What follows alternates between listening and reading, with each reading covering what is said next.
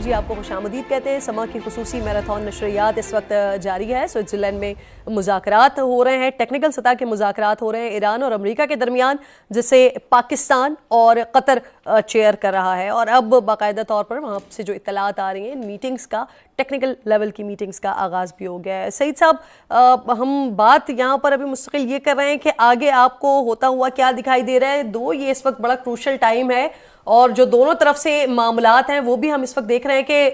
اتنے کوئی آسان معاملات نہیں ہیں، یہ بڑا پیچیدہ معاملہ ہے۔ آپ کو کیا لگتا ہے یہ سولوشن کتنا ٹائم لے گا؟ 60 ڈیز کا تو ڈونلڈ ٹرمپ ہی کہہ رہے ہیں کہ 60 دن کے اندر اندر ایران جو ہے وہ طے کر لے کہ اس نے کیا کرنا ہے، ادروائز وہ پھر حملہ کر سکتے ہیں۔ ثنا صاحبہ، اگر جس طرح آپ بتا رہی ہیں کہ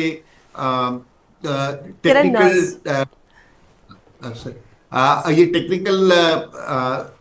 جو تو اس کا مطلب یہ، سوری آئی اپولوجائز، دیکھیے اگر یہ ٹیکنیکل شروع ہو گئی ہیں تو اس کا مطلب ہے کہ پاکستان جو ہے وہ اس چیز کے اوپر امریکہ اور ایران دونوں اس چیز پہ ایگری کر گئے ہیں کہ وہ اپنی پارٹیز کو وہ منوائیں گے جو کہ وہ ایگری کریں گے۔ دیکھیں، ایران جب ان میٹنگز میں آیا ہے تو اس کو یہ کانفیڈنس ہے کہ وہ حزب اللہ کو کنٹرول کر سکتا ہے، لیکن امریکہ کو یہ کانفیڈنس نہیں ہے، بلکہ کافی لوگ یہ کہہ رہے ہیں کہ جو کچھ لبنان میں ہو رہا ہے اس میں ایک ٹیسٹ جو ہے بیکنگ جو ہے وہ امریکہ کی بھی ہے۔ کیونکہ دیکھیے، جب فیبری کے بعد جب جنگ شروع ہوئی دونوں کمبیٹنٹس کے بیچ میں، تو دو محاذ تھے، ایک ایران کا محاذ تھا اور ایک لیبنان کا محاذ تھا۔ وہ لوگ پہلے چاہتے تھے کہ ایران کے اوپر سکسس حاصل کر لیں تو پھر وہ مڈل ایسٹ اور گلف کنٹریز کی بارڈر ڈیمارکیشن کریں گے، لیکن جب ان کو ایران میں سمجھ میں نہیں آیا ہے، وہ کچھ حاصل نہیں کر سکے، تو انہوں نے لیبنان کے اندر اپنی ایڈوانس کو بڑھایا۔ اور اگر آپ دیکھیں کہ 2-3 مہینوں میں اسرائیل نے 3 کنٹریز کے اوپر جو ہے کیا کہتے ہیں ان کے اسپیس کے اوپر قبضہ کیا ہے۔ انہوں نے سیریا میں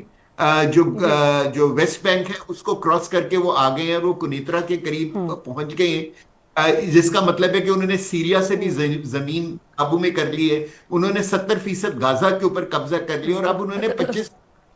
کے اوپر قبضہ کر لیا۔ یہ ایک ایسی چیز ہے جو وہاں کے لوگوں کو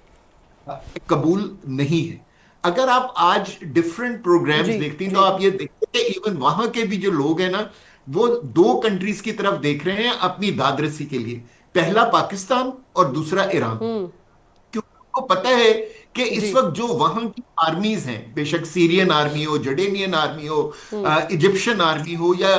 گلف کنٹریز کی آرمی ہو، ان میں سے کوئی بھی نہیں کھڑا ہونا چاہتا اس وقت اسرائیل کے خلاف، اور اگر کوئی کھڑا ہے جو ان کے حقوق کے لیے لڑ رہا ہے وہ پاکستان ہے اینڈ پر سے ایران ہے۔ اب جو ہے گلف کنٹریز کو جو ہے نا ایک فیصلہ لینا ہوگا جلد یا بادیر، کہ اگر وہ فائنل جنگ ہو جس کی طرف ہم سب آپ کے پروگرام میں بھی پہلے بھی اشارہ کرتے رہے ہیں کہ ایک ایران اور اسرائیل کی فائنل جنگ ہونی ہے، اس جنگ میں گلف کدھر۔ یہ بڑی امپورٹنٹ بات آپ نے کی سر، کہ امن کے لیے تو جب پاکستان نے اسٹیپ فارورڈ کیا تو اس کے بعد تمام گلف کنٹریز بھی پاکستان کے پیچھے کھڑے ہوئے اور انہوں نے اپنی یونٹی کا مظاہرہ کیا امن کے لیے، لیکن اب اس معاملے میں بھی یہ دیکھنا ہوگا کہ گلف کنٹری کس طرف جاتے ہیں۔ بہت شکریہ آپ کا سعید صاحب، آپ ساتھ موجود تھے۔ بڑا امپورٹنٹ اسٹیٹمنٹ آ رہا ہے، نائب وزیر اعظم اسحاق ڈار صاحب کہہ رہے ہیں کہ امریکہ اور ایران کے درمیان معاملات میں اچھی پیش رفت ہو رہی ہے، اور امید ہے کہ فریقین حتمی معاہدے تک پہنچ جائیں گے۔